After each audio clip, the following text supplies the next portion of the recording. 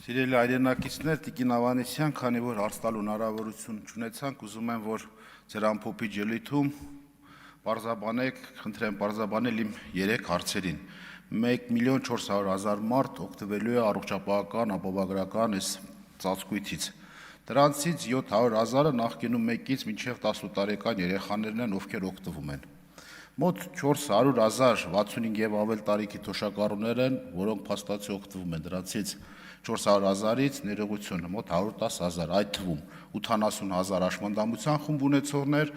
28,000-ը 28 եւ բարձր միավոր ունեցող նպաստառուները եւ 10,000 մարդ, 10,280 կարող է փոչերը սխալվել, ֆունկցիոնալության խախտում ունեցող քաղաքացի, այսինքն 400,000-ից մոտ 110,000 մարդ արդեն օգտվում է։ Այս 1.4 միլիոնի մեջ խնդրում եմ տարանջատեք,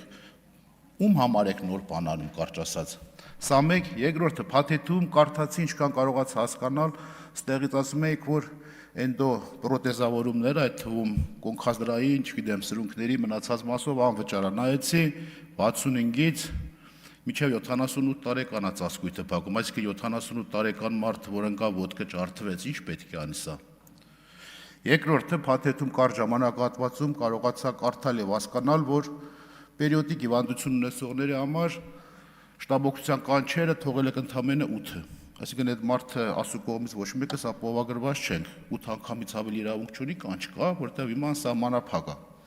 Չկա հստակեցում նյարդաբանների եւ այլ մասնագետների կողմից ուղեգրվող անվճար,